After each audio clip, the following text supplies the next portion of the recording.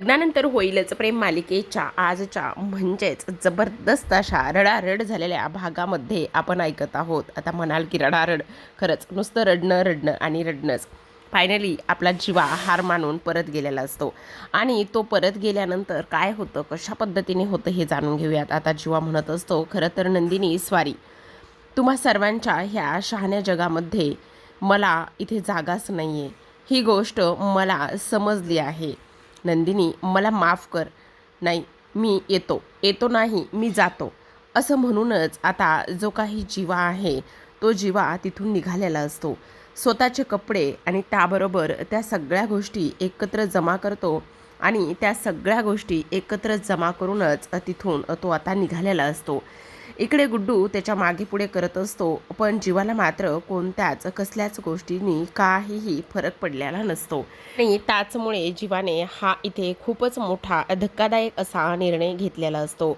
आता स्वतःचे कपडे त्या सगळ्या गोष्टी बॅगेत भरतो आणि तिथून निघून जात असतो. नंदिनी फार रडत असते. धनंजयचा इगो जो दुखावलेला असतो तोच इगो आज इथे जिंकलेला असतो. फायनली इथे आता नंदिनीला त्या सगळ्या गोष्टी आठवू लागतात. जीवाने स्वतःचे कपडे त्याच्या बॅगेत भरलेले असतात. त्याची डार्लिंग रिक्षा त्याने आता इथे ऑन केलेली असते आणि त्याची डार्लिंग रिक्षा ऑन केल्यानंतर आता तो तिथून निघालेला असतो, कारण त्याला तिथे राहायचं नसतं. राहून तरी काय उपयोग असतो आणि त्याचमुळे त्याने हा एवढा मोठा निर्णय घेतलेला असतो. आता इकडे नंदिनी समोरूनच तिला असा भास होतो की जो काही रिक्षावाला बनून आलेला जीवा होता तो जीवा मात्र आता इकडे कायमचा तिच्यापासून निघून चालला आहे आणि त्याचमुळे तिला ह्या सगळ्या गोष्टीचा आता इकडे त्रास होत असतो. जीवा रिक्षात बसतो आणि त्याचबरोबर रिक्षात बसल्यानंतर तो स्वतःच रिक्षा ड्राईव्ह करत असतो आणि तिथून निघून जात असतो. आता इकडे निघून जात असताना नंदिनी रडत असते. गुड्डू म्हणत असतो, जीवा भैया प्लीज थांबा ना जीवा भैया. पण तिथे जीवाचं बरंचसं सामानसुद्धा असतं. बरंचसं सामान असून सुद्धा इकडे जीवा मात्र त्या कोणत्याच गोष्टीकडे लक्ष देत नाही. फक्त आणि फक्त इथे तो तिथून निघून जातच असतो. आता आपण पाहतो की कशा पद्धतीने इकडे नंदिनी कोसळलेली असते, रडत असते. त्याच ठिकाणी जागीच बसून जेव्हा जीवा निघून जातो तेव्हा आता धावतच तिथे आपली शारदा आलेली असते. शारदा आल्यानंतर तिला रडण्यापासून ती थांबवण्याचा प्रयत्न करते, पण त्याने काही उपयोग होत नाही. नंदिनीला कुठेतरी जीवाबद्दल ती माया, ती आपुलकी ह्या सगळ्या गोष्टी वाटत असतात, पण कितीही नाही म्हटलं तरी आता इकडे तिचा जो काही इगो आहे तो दुखावलेला असतो. आता इकडे दुसऱ्या बाजूला आपण पाहतो की देशमुखांच्या घरामध्ये सगळेजण छान नाश्ता करत बसलेले असतात. आता देशमुखांच्या घरामध्ये सगळे नाश्ता करत असताना इकडे जो काही विक्रम आहे, विक्रमला तर आज फारच आनंद इथे होत असतो. विक्रम एका गोष्टीचा विचार करतात की आज काय बाबा, पारची मान फारच दुखायला लागलेली दिसते, कारण असा तो सरळ बघतच नाही, असाच इकडे राईट साईडलाच मान करून करून बघत आहे. त्यामुळे इकडे आता जे काही आपले विक्रम आहेत ते इथे ह्या सगळ्या गोष्टी बोलत असतात. तेव्हा रम्या ही पार्थकडे पाहते. आता रम्याने पार्थकडे पाहिल्यानंतर तिचं लक्ष पार्थ कुठे बघतोय ह्या गोष्टीकडे जातो आणि तेव्हा लगेच आता इकडे जो काही पार्थ आहे तो इकडे कोणाकडे बघत आहे ही गोष्ट तिच्या लक्षात येते आणि त्याचबरोबर ती लगेचच त्याच्याकडे पाहत असते. आता इकडे विक्रम म्हटल्यामुळे जो काही पार्थ आहे तो पार्थ आता इथे भानावर आलेला असतो. तेव्हा लगेच आता इकडे विक्रम म्हणतायत, काय रे पार्थ, काय झाले? तेव्हा तो म्हणतो, नाही बाबा काही नाही झाले. अरे काही कसं नाही झालं, काहीतरी झालेलं आहे आणि ते तू मला सांगत नाही. आता वरून काव्या येत असते. काव्या येताना पार्थचं लक्ष काव्याकडे जातं आणि तो आता तिच्याकडे पाहतच राहतो. तेव्हा रम्याला अजूनच राग आलेला असतो. ह्या पार्थचं काय चाललंय, हा असा कसा करतोय आणि ह्या सगळ्या गोष्टी काय आहेत, असं सुद्धा इकडे आता तो बोलू लागतो. तेव्हा पार्थ जो आहे तो येणाऱ्या काव्याला पाहतच असतो. काव्याचे थोडेसे केस ओलसर झालेले असतात आणि त्याचमुळे ती तिच्या हातात असलेल्या त्या ओढणीच्या साह्यानेच ते केस ती पुसत आलेली असते. तिला सुद्धा कळतं की जो काही पार्थ आहे तो पार्थ आता तिच्याकडेच पाहतोय, त्यामुळे ती काही जास्त त्याला इथे भाव देत नाही आणि तेव्हा लगेच आता खाली येते. आता खाली आल्यानंतर इकडे जो पार्थ आहे तो पुन्हा एकदा काव्याकडेच पाहतो. विक्रम म्हणतात, अगं रम्या, मला एक गोष्ट नाही समजत आहे. तू आज इकडे वसुताईच्या बाजूला बसत असते, तिकडे बसली नाहीये, नेमकं का गं? आणि त्याहूनही बघ ना, वसू एकटीच कशी दिसते. जा बरं, तुझ्या तुझ्या जागी तू जाऊन बस, असं इकडे विक्रमने सांगितलेलं असतं. आणि तेव्हा जी रम्या आहे ती उठते आणि उठल्यानंतर वसूच्या बाजूला जाऊन बसते. तेव्हा काव्या इथे विक्रमला, त्याचबरोबर मानिनी यांना सर्वांना गुड मॉर्निंग म्हणते. आणि आता विक्रम म्हणत असतात, बस बरं काव्या, आता नाश्ता करण्यासाठी बस. तेव्हा काव्या रम्या उठून जाते, त्याच टेबलवरती तिथेच त्याच खुर्चीवर नाश्ता करण्यासाठी बसते. आणि काव्याचे जे काही समोर आलेले केस असतात ते केस ती अशी झटकन पाठीमागे ढकलते. आता केस झटकन पाठीमागे ढकलल्यानंतर पार्थच्या चेहऱ्यावर तिचे ते केस पडलेले असतात, पण काव्या मात्र त्या गोष्टीकडे लक्ष देत नाही. तिने ते मुळात मुद्दाम केलेलंच असतं. आता इकडे पार्थला फोन आलेला असतो आणि तो फोन असतो सिक्युरिटीचा. तेव्हा पार्थला समजतं की इकडे खाली जीवा आलेला आहे. तेव्हा जीवा म्हणत असतो, जीवा आला, जीवा आला. आता इकडे जीवा आला म्हटल्यावर इथे रम्या आणि त्याचबरोबर वसूच्या तर पायाखालची जमीनच सरकलेली असते की जीवा एवढ्यात कसा काय आला म्हणून. आणि त्याचबरोबर 21 दिवसाचं चॅलेंज घेतलं होतं, ते चॅलेंज पूर्ण करून हा पठ्ठ्या आला की काय, असा प्रश्न इकडे ह्या दोघींच्या मनामध्ये सुरू असतो. इकडे पार्थ म्हणत असतो, बरं बरं, ठीक आहे ठीक आहे.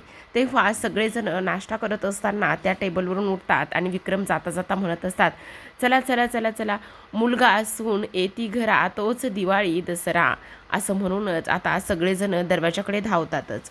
इकडे आता वसू म्हणत असते, काय गं, मला एक गोष्ट कळत नाही, हा जीवा आला म्हटल्यावर ती नंदिनी पण ह्याच्यासोबत आली की काय, म्हणजे ह्या नंदिनीने इकडे माफ बीप केलं की काय ह्या जीवाला.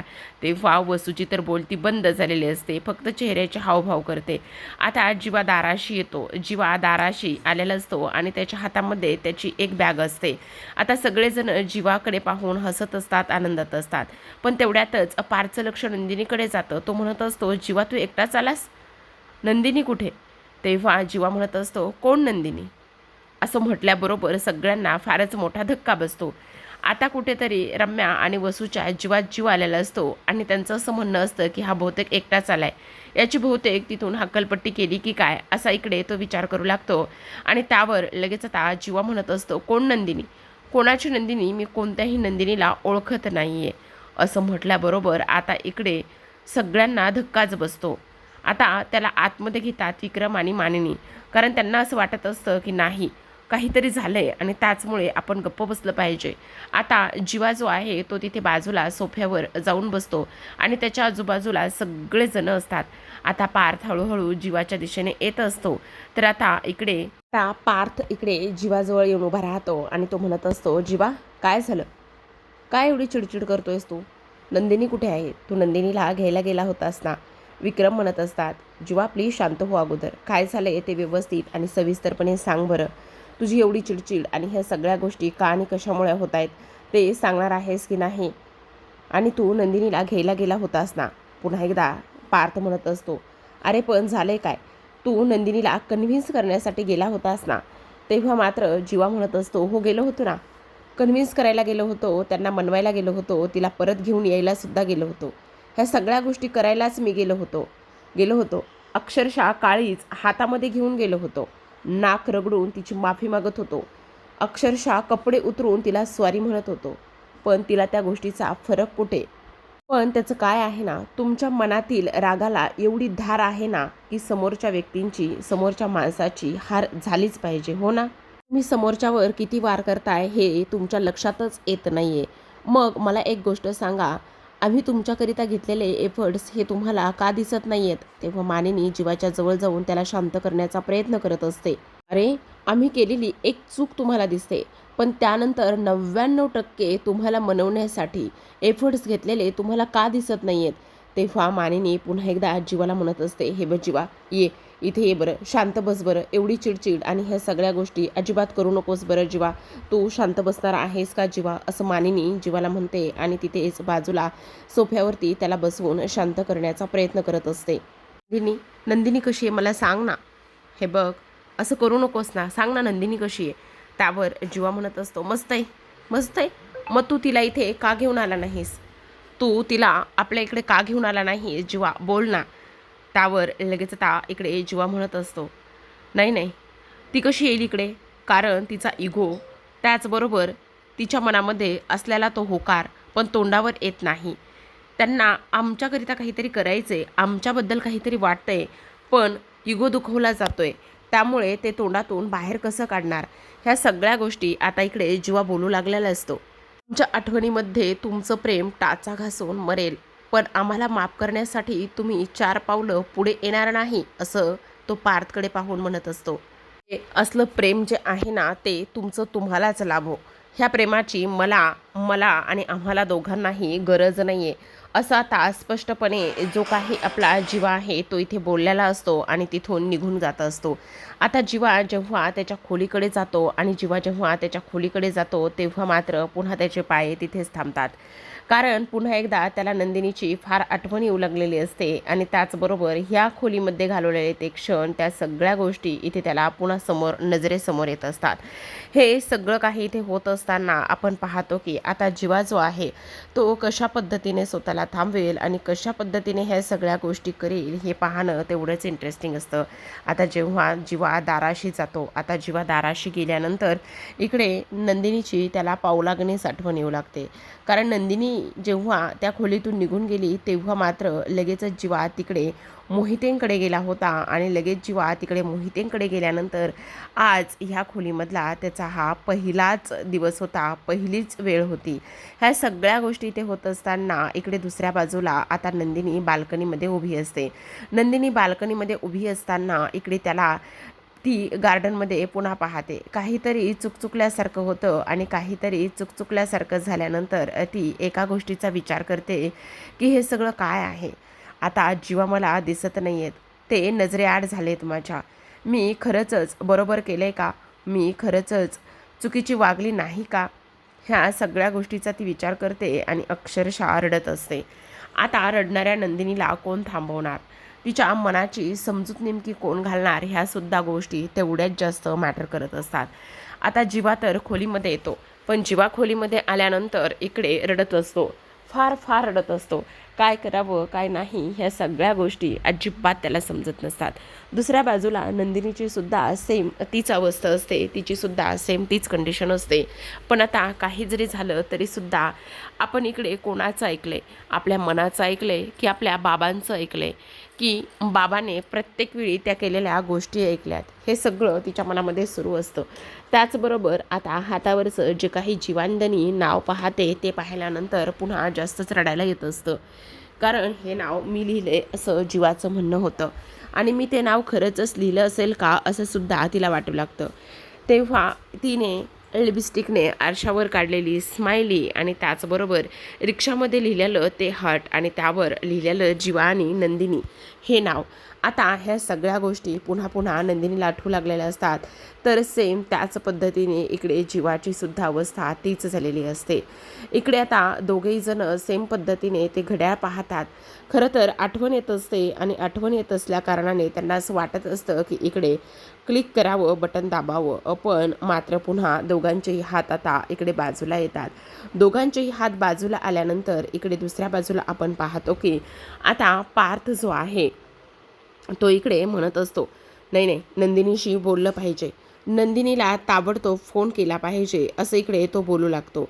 आता नंदिनीला ताबडतोब फोन केला पाहिजे असं इकडे बोलल्यानंतर आपण पाहतो की इकडे काव्या म्हणत असते, का का फोन करायचा? काही गरज नाही फोन करायची. तिला त्या सगळ्या गोष्टी समजल्या पाहिजेत, तिला सगळं काही समजलं पाहिजे असा तो इकडे विचार करतो. त्यावर लगेच आता इकडे पार्थ हा काव्याकडे पाहतच असतो. पण दोघेही मिळून नंदिनीला फोन करूयात, चला ना प्लीज नंदिनीला फोन करूयात. तेव्हा काव्या म्हणत असते, करा ना मग. तेव्हा तो म्हणतो, आपण दोघेही मिळून फोन करूयात. त्यावर काव्या म्हणत असते, का? आपण दोघांनी मिळून एखादी गोष्ट केली तर मॅजिक होते असं तुम्हाला वाटतंय का? त्यावर पार्थ जो आहे तो काव्याकडे पाहतच असतो. तेव्हा काव्याला तो आतमध्ये बोलवतो, पण काव्या मात्र तिथे दाराशीच उभी राहिलेली असते आणि तेव्हा ती आतमध्ये येत नाही ही गोष्ट तो पाहतो आणि आतमध्ये का बरं येत नसेल असं त्याला वाटतं आणि तेव्हा त्याला तो सगळा क्षण आठवतो, ज्या दिवशी इकडे काव्याने सांगितलं होतं की मी इथे राहील, पण आतमध्ये अजिबात येणार नाही. ह्या सगळ्या गोष्टी जेव्हा तिने सांगितल्या होत्या तेव्हाचा तो क्षण आता इकडे जो काही पार्थ आहे त्याला इथे आठवू लागलेला असतो आणि त्याचमुळे काव्याने आतमध्ये पाऊलसुद्धा ठेवलेलं नसतं. दुसऱ्या बाजूला इकडे आता जो काही जीवा आहे त्या जीवाला धनंजय बोललेले ते सगळे शब्द आठवू लागतात. कशा पद्धतीने धनंजयने इथे जीवाचा अपमान केला, त्याचबरोबर तिला मिळवण्यासाठी तू तिला दारू पाजून तिच्याकडून सत्य वधवून घेतलंस, हे सगळं बोललेलं आठवत असतं. तेवढ्यातच आता इकडे जीवाचा फोन वाजतो. आता जीवाचा फोन वाजल्यानंतर तो फोन आलेला असतो गुड्डूचा. गुड्डू म्हणत असतो, अरे जीवा भैया क्या हुआ, आप तो ऐसे चले गए. तेव्हा जीवा म्हणत असतो, सॉरी यार गुड्डू, मी तुला येताना साधं बायसुद्धा म्हटलो नाही किंवा साधं तुझी विचारपूस किंवा चौकशीसुद्धा केली नाही, त्यासाठी सॉरी. त्यावर गुड्डू म्हणत असतो, काहे का सॉरी जीवा भैया, आप हमें सॉरी मत बोलिये. तेव्हा लगेच गुड्डू म्हणत असतो, तुम्ही मला जाताने सांगून किंवा न सांगून जाण्याचा मुळात प्रश्नच नाही आहे, पण तुम्ही असं करायला नको होतं. तुम्ही 21 दिवसाचं व्रत केलं होतं आणि यामध्ये तुमची काहीच चूक नाही आहे जीवा भैया. तुम्ही इकडे नंदिनी बाईला घ्यायला आला होतात, मग तुम्ही तेच घेऊन जायचं होतं. तुम्ही असं करायला नको होतं जीवा भैया, असं इथे स्पष्टपणे गुड्डू म्हणत असतो. तेव्हा लगेच आता दुसऱ्या बाजूला इकडे पार्थने नंदिनीला फोन केलेला असतो. तो फोन स्पीकरवर असतो. तेव्हा तिकडून नंदिनी म्हणत असते, जीवाला असं वाटत होतं की मी सगळं काही कबूल करावं. जीवाने मला दारू पाजली. काय? जीवाने तुला दारू पाजली? ते शक्यच नाही आहे ताई. तेव्हा लगेच आता इकडे नंदिनी म्हणत असते, काव्या तू बोलूच नको, तू इथे जीवाची बाजू घेऊन बोलूच नको. त्यावर लगेच आता काव्या म्हणत असते, नाहीतरी तुम्हा दोघांना इथं समजवण्यामध्ये काहीच पॉईंट नाही आहे. तुम्हा दोघांनी तुमच्या मनामध्ये जे काही आहे ते तुम्ही ठरवून ठेवलेलं आहे, त्यामुळे मला आता तुमच्याशी काहीच बोलायचं नाही. तेव्हा काव्या फुगून बसलेली असते. आता इकडे नंदिनी म्हणत असते, जीवाचं असं म्हणणं आहे की मी त्यांना रात्रीच सगळ्या गोष्टीची कबुली दिली आणि मला आज त्यांच्यासोबत यायचं होतं आणि मी हे सगळं दारूच्या नशात केलं आहे, असं नंदिनी बोलत असते. आणि त्यावर इकडे मात्र जीवा गुड्डूशी बोलत असताना तो म्हणत असतो, सांगू का गुड्डू, हे बघ, दारू पेलेल्या माणसाची थोड्या वेळाने का होईना पण नशा उतरते, पण अविश्वासाची नशा आणि अविश्वासाची धुरा घेऊन चाललेला माणूस कधीच तो त्याच्या जाग्यावर आणि त्याच्या ट्रॅकवर येऊ शकत नाही. इकडे पार्थ म्हणत असतो, मला एक गोष्ट सांगा, तुम्हाला खरंच जीवाने दारू पाजली का? त्यावर नंदिनी म्हणत असते, मला माहिती नाही, पण ते सगळं काय झालं, कशा पद्धतीने झालं हे मला कळत नाही, पण जीवा पोहोचले ना व्यवस्थित.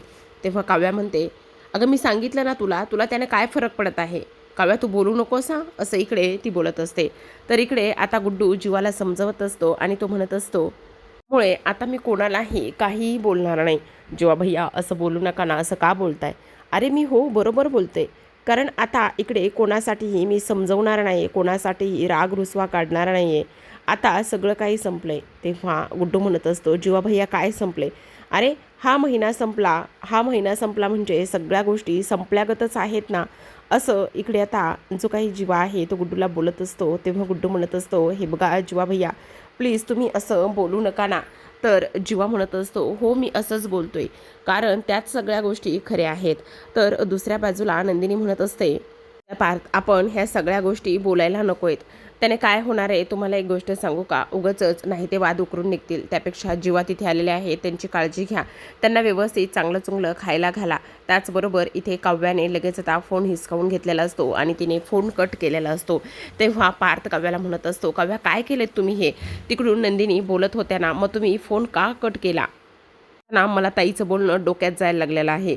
हे काळजीचं कुंपण नकोय, हे मरणाचं रोज मरण यातना भोगतोय आम्ही. एकदाचा काय तो मोठा निर्णय घेऊन टाका आणि सगळं काही संपून टाका. पार्थचं मरण जे आहे ना ते नकोच वाटायला लागलेलं आहे. एकदाच काय तो निकाल आणि एकदाच काय तो सोक्षमोक्ष आहे ना, तो इकडे सगळं काही लागू दे आणि सगळं काही व्यवस्थित होऊ दे, असं सुद्धा आता इकडे जी काही काव्या पार्थला बोललेली असते.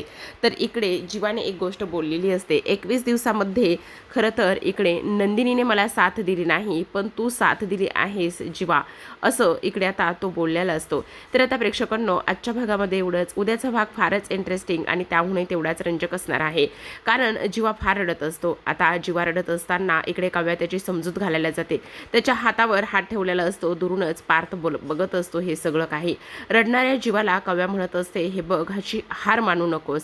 काही जरी झालं ना तरीसुद्धा आपणच जिंकणार आहोत. आपलं प्रेम जिंकणार आहे, विश्वास ठेव. काही जरी झालं तरीसुद्धा ह्या सगळ्या गोष्टी होणारच आहेत. एक ना एक दिवस सगळं काही व्यवस्थित होईल आणि एक ना एक दिवस सगळं काही व्यवस्थित झाल्यानंतर हे बघ, त्या दोघांनाही आपण त्यांच्यावर जे काही प्रेम करत आहोत ते प्रेम त्यांना नक्कीच कळेल, असं सुद्धा इकडे आता जी काही आपली काव्य आहे ती इथे बोलत असते. आणि पार्थ जो आहे ते हे सगळं काही ऐकतच असतो. तर आता काव्याने जीवाला तर समजवलेलं असतं, आता टर्न असतो पार्थचा. कारण पार्थ आता इकडे नंदिनीकडे जातो आणि नंदिनीकडे गेल्यानंतर तो नंदिनीला म्हणत असतो, नंदिनी, मी काय म्हणतो ऐकून घ्या ना. हे बघा, ते प्रेमात पडलेत, ते ऐन फेब्रुवारीमध्ये प्रेमात पडलेत आणि त्यानंतर आता आपल्याला सुद्धा आपल्या प्रेमाची लगतगती दिवाळी साजरी करायला हवी. काही जरी झालं ना नंदिनी, एक गोष्ट मात्र नीट लक्षात ठेवा, आपण सुद्धा 2 पावलं पुढे जाऊ आणि त्या दोघांना सुद्धा माफ करून टाकू, असं आता इकडे जो काही पार्थ आहे तो इथे बोलत असतो. तर प्रेक्षकांनो, अशाच नवनवीन डेली मालिकांचे अपडेट्स पाहायचे असतील, जाणून घ्यायचे असतील तर नक्की चॅनलला सबस्क्राईब करा. कारण तुम्हाला आता एक भन्नाट असा एपिसोड पाहायला मिळणार आहे, तो म्हणजे उद्याचा. कारण उद्याच्या एपिसोडमध्ये आपली नंदिनी जी आहे ती घरी जाणार आहे. लग्नानंतर होईलच प्रेम. भेटूयात उद्याच्या भागामध्ये. तोपर्यंत धन्यवाद.